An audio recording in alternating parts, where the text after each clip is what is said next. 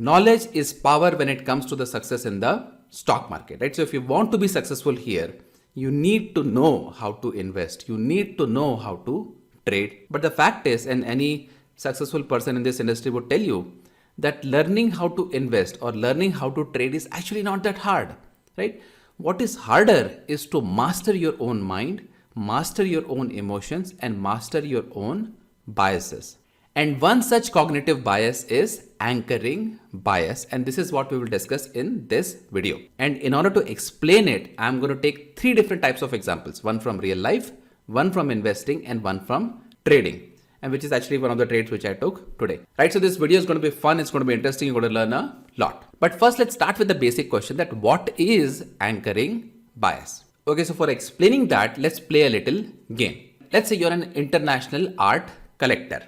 Right, so you collect like the best and the most expensive paintings from around the world. And what I'm going to show you now are 4 different paintings.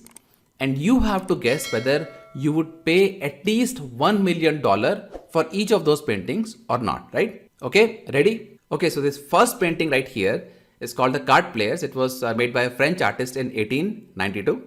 This is number 1. Would you as an art collector would pay $1 million for this painting or not? Okay, so now this is our second painting and this is called number 17A by Jackson Pollock. Would you pay $1 million for this or not? And this here is painting number 3. It's called The Rain by a very famous Dutch artist in 1745. And this right here is a very interesting painting which is called The Scream and it was painted in 1895 by a very famous Norwegian artist. Alright, so these were the 4 paintings that I showed you and I asked you whether you would pay $1 million for each of these paintings or not. Alright, so now let's take a look at the prices at which each of these paintings were auctioned the last time. So the first one right here was sold for $250 million. The second one, which is extremely confusing to me, I don't really understand what is going on there. It was sold for $200 million.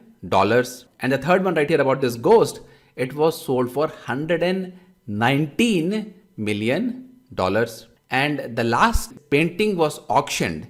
It was priced at 450 rupees. So basically what you're seeing right here is that the first 3 paintings are by some very famous international painters and they sold for millions of dollars. And the last painting that you're seeing right here is not from any famous artist. It is basically from Amazon, which you can basically buy for less than 500 rupees. So what was the point of this game? Was I trying to trick you? No, I was not trying to trick you. I was just trying to make a very important point is that there are things in life that we don't know how to price, right? So we know the prices of day-to-day stuff, right? So for example, I know that a decent smartphone would cost somewhere around, 10,000 to 30,000 rupees, depending on the model.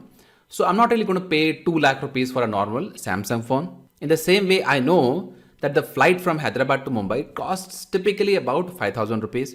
Right? So I'm not going to pay 60 or 70,000 rupees for that. And even for example, the bigger things, right? So let's say for example, a 2 BHK apartment in my area would cost somewhere around 1 crore rupees. I know that. So if I have to buy a 2 BHK apartment, I'm not really going to pay 2 crore rupees or 3 crore rupees for that. I mean, that would be just naive. So we know most of the time the approximate, the ballpark prices that we have to pay for the day-to-day stuff. And even if we don't know the prices of these things, no problem. I can just look them up, right? So just by doing a simple Google search, I will be able to find out what is the fair value for the thing that I'm looking for. But what if I have to buy something where there is no reliable way of finding its price? So the paintings here are the perfect examples. So how can I Google the price, the value of each of these paintings? It is absolutely impossible.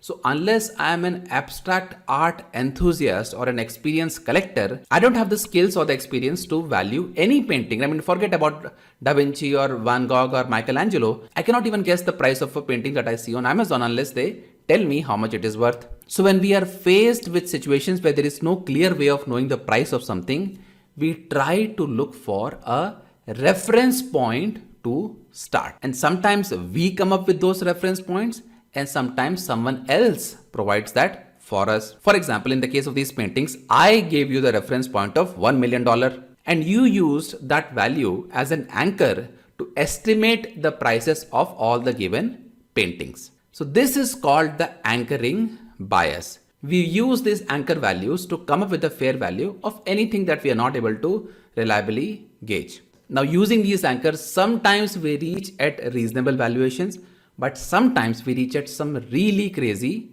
valuations. So at this point of time, you would be thinking that, okay, how does it really matter? I was not really going to buy that painting.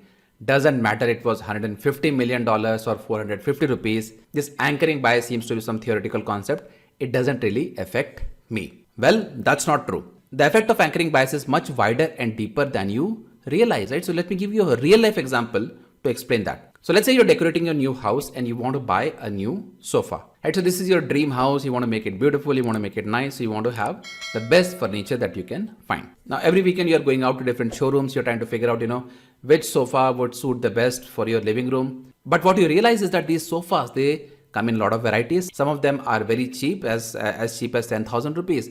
And some of them are very expensive as 10 lakh rupees. Then one fine day, you finally walk into a showroom and you see a nice, elegant sofa, right? So this sofa has all the combination of comfort, aesthetics, and style. You love it, you want to buy it. So just about that time, a sales guy shows up and you ask for the price and he says, you know what, this elegant sofa right here, well, this is priced at 5 lakh rupees. So the moment you hear 5 lakh rupees, you get a sticker shock. So you look at your spouse in disappointment because you finally got something which you liked and this is clearly out of your budget. I mean, you had a budget of about 2 lakh rupees in mind and you probably could have stretched it to, let's say, 3 lakh rupees, but 5 lakh rupees is clearly too expensive for you. Now looking at your reaction, well, the smart sales guy gives you a good news. He says that there is a special offer running right now where you can get 10% off on the quoted price of 5 lakh rupees. Well, sensing some room for bargain, you spring into action and you start using your excellent negotiation skills and you get an additional 10% discount on top of it. I mean, so meaning total you got a 20% discount. Now this starts to seem like a good idea, right? Buying a 5 lakh rupees sofa worth only for 4 lakh rupees. So you're saving 1 lakh rupees upfront right there. And it is at that time that you decide to finally buy that sofa, right? So now your spouse is happy, you are happy, the sales guy is happy, everyone is happy and everyone should be happy. But what you also have to realize is that the decision of buying that sofa was partly based on the anchor value set by the salesman whose interests were completely opposite to yours. Because when there was no way to compare the price of that particular unique kind of a sofa with any other sofa out there, there was no objective way of finding out the real price, the fair price of that sofa, our minds desperately started looking for a point of reference. In other words, an anchor. So when the sales guy said 5 lakh rupees, he dropped an anchor in your mind. And all the future negotiations that happened from that point onwards happened around that anchor. It can be a 5% discount, 10% discount, 20% discount, or 50% discount, but the discount would be on that anchor price. So by setting a high anchor price, the sales guy has an upper hand over you. And even though you believe that you got a good bargain, I bet that it was actually a better bargain for that store. And also, fair price or not, you ended up paying 2 times higher than your budget. Right? So your budget was 2 lakh rupees, but because you were getting a 20% discount on that anchor price, you got carried away and you bought this expensive sofa. So guys, salesmen and these big companies, they use this anchoring bias against us all the time by setting a high anchor price first and then later giving us discount off of that. Now, another very interesting real life application of anchoring bias, which I'm sure a lot of you would be able to relate to, is salary negotiations. When you negotiate your salary with a new company, the company's HR usually starts the negotiation from your current salary, right? So the salary that you're getting in your old job, and the negotiation goes like, okay, right, so the 20% hike or 30% hike or whatever, based out of that anchor value, which is the salary in the old job. So who do you think benefits that? The new company, right?